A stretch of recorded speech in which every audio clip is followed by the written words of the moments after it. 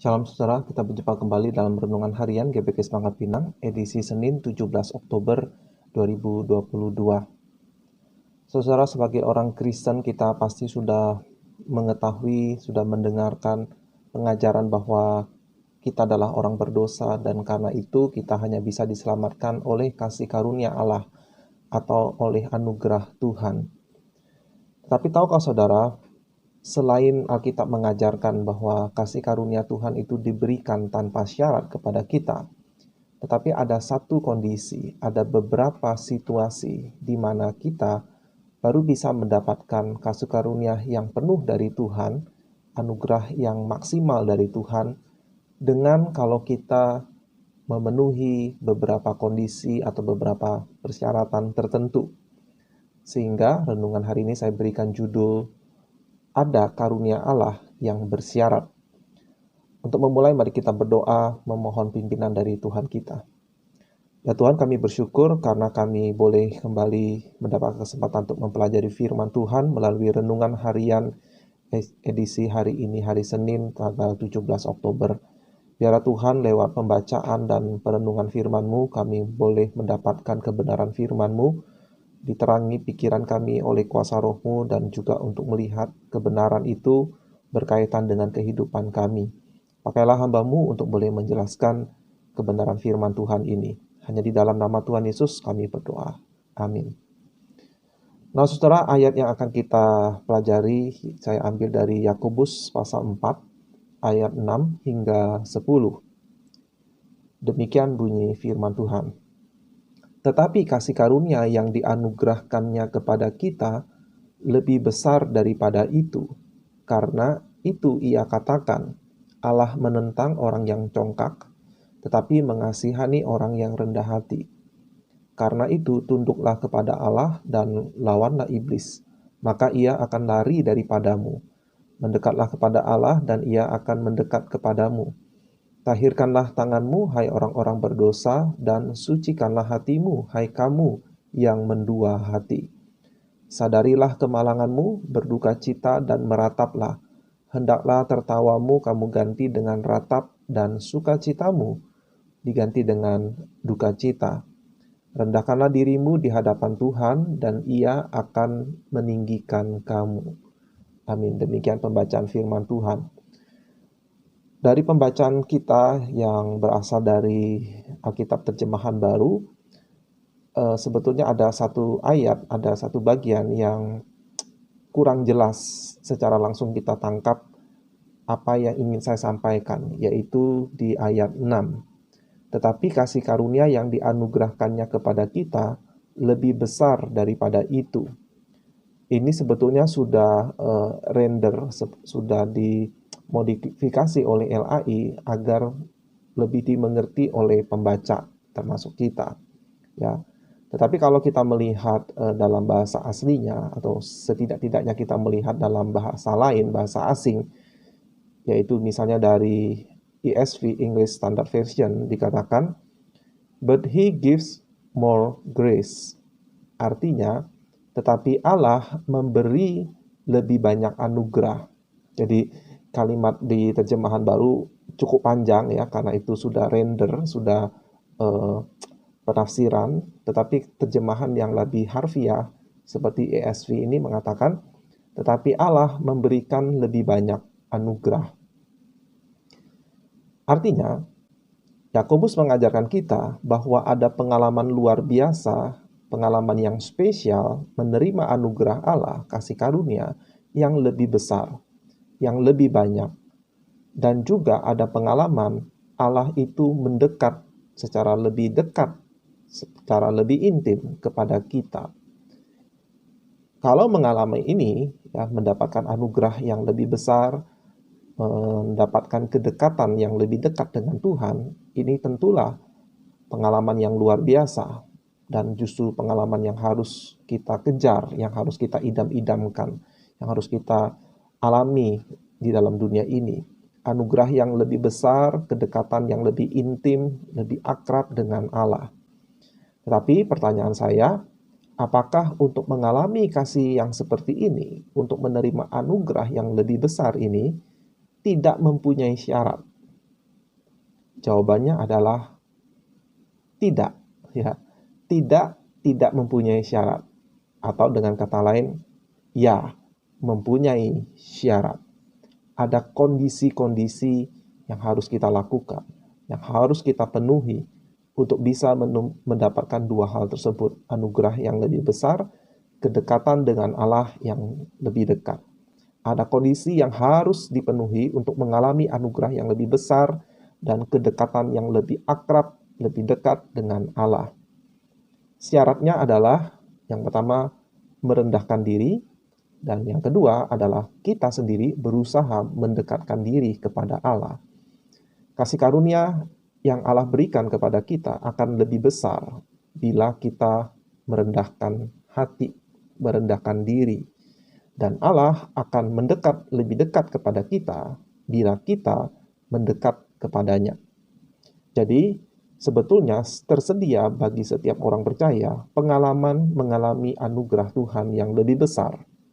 Dan juga ada pengalaman untuk mengalami kedekatan dengan Allah yang lebih dekat, yang mewajibkan kita pertama-tama harus melawan kesombongan diri, kemandirian, yang menganggap kita bisa melakukan segala sesuatu dengan kekuatan kita sendiri. Dan justru kita merendahkan diri. Dan yang kedua hal itu baru akan kita alami kalau kita dengan sengaja mendekatkan diri kepada Tuhan. Berarti sebelumnya kita harus memiliki idaman untuk dekat kepada Tuhan.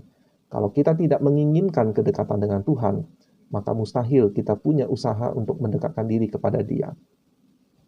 Jadi Bapak Ibu Saudara sekalian, itulah syarat-syaratnya.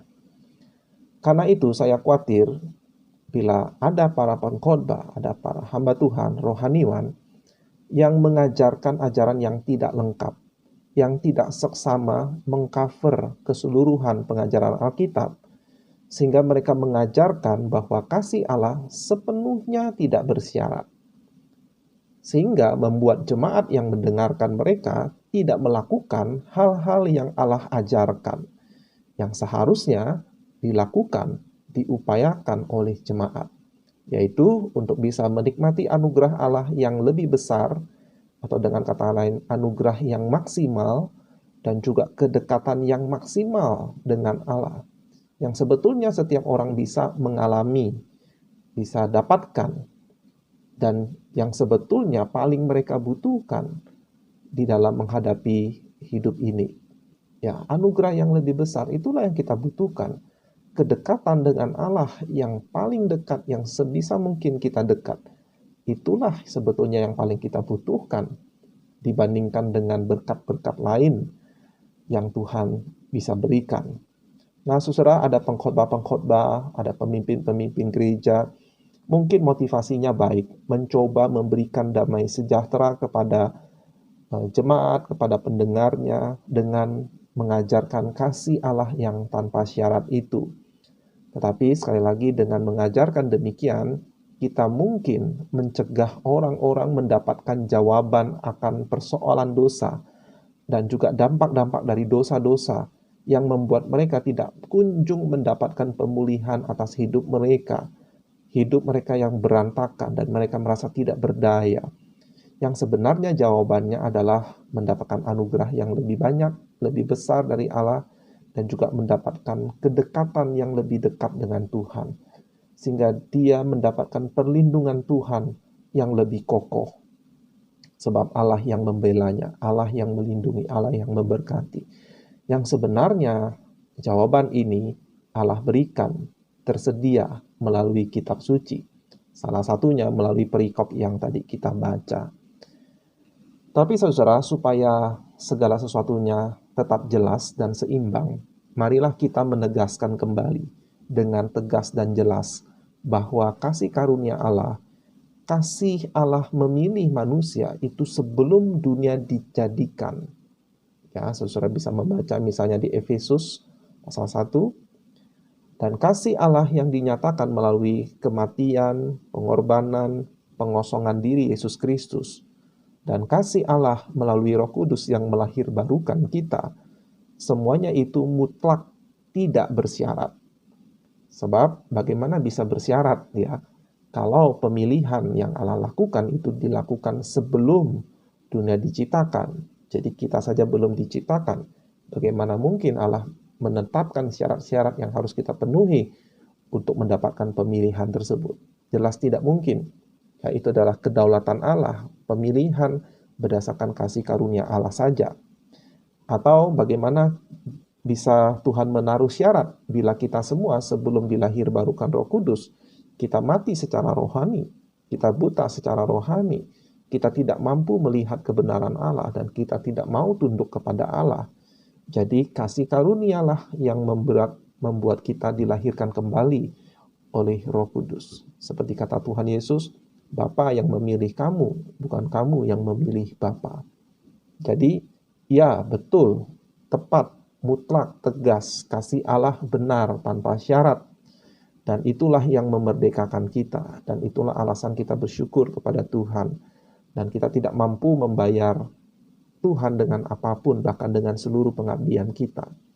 Tetapi, marilah kita juga mendeklarasikan, memberitakan, mengumandangkan kebenaran lain yang juga dinyatakan oleh Alkitab, yaitu bahwa untuk bisa mengalami kasih karunia Allah yang maksimal, lebih besar, lebih banyak, dan untuk mengalami kedekatan yang paling intim, paling dekat dengan Tuhan, itu hanya bisa didapatkan, hanya mungkin terjadi, hanya bisa dinikmati oleh orang-orang yang setiap hari merendahkan dirinya di hadapan Tuhan, dan yang setiap hari berusaha untuk mendekat kepada Allah.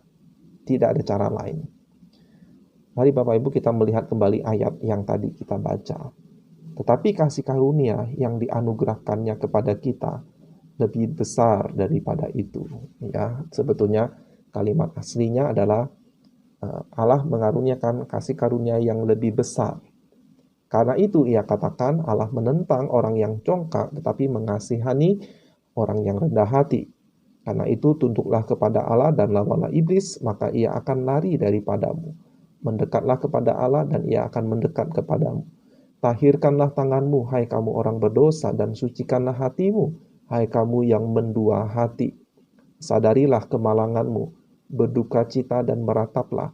Hendaklah tertawamu kamu ganti dengan ratap, dan sukacitamu dengan duka cita. Hendakkanlah dirimu di hadapan Tuhan, dan ia akan meninggikan kamu. Jadi saudara, mungkin persoalan yang kita hadapi saat ini mungkin adalah karena kita berusaha menghadapinya dengan kekuatan, dengan hikmat sendiri. Mungkin kita kurang cukup untuk merendahkan diri. Mungkin kita kurang berusaha untuk mendekat kepada Allah, sehingga persoalan dalam hidup kita tidak kunjung mendapatkan jawaban ataupun mendapatkan anugerah dari Tuhan. Dan kita melihat satu bonus dari mendekatkan diri kepada Allah dan juga dari merendahkan diri di hadapan Tuhan. Ini sama dengan berarti kita melawan iblis dan segala godaan dan cobaan yang dia rancangkan dan yang dia timpakan kepada kita. Hasil dari kalau kita melakukan dua hal tadi, iblis akan lari dari kita. Kenapa? Karena ia tidak tahan, karena kita tidak mempan diserang. Iman kita, hati kita, pikiran kita tetap kudus, tetap tenang, tetap bersyukur, tetap tidak tergoda, tetap rendah hati, tidak memegahkan diri, tetap bergantung kepada Allah. Dan oleh karena itu, iblis merasa tidak berdaya, sebab pembela kita adalah Allah sendiri. Kiranya renungan hari ini memberkati saudara-saudari semua, dan baiklah kita mengingatkan diri setiap hari untuk merendahkan hati dan juga untuk mendekat kepada Tuhan, terutama di masa-masa yang sulit. Ya, seluruh bangsa di dunia, negara-negara mengalami krisis. Hidup kita juga sedang mengalami krisis dari skala mikro, yaitu hidup kita yang sederhana ini. Tapi kiranya renungan hari ini boleh menolong kita untuk mendapatkan kasih karunia yang lebih besar daripada Tuhan, dan kedekatan yang lebih intim dengan Tuhan. Sampai jumpa di renungan berikutnya. Tuhan Yesus memberkati.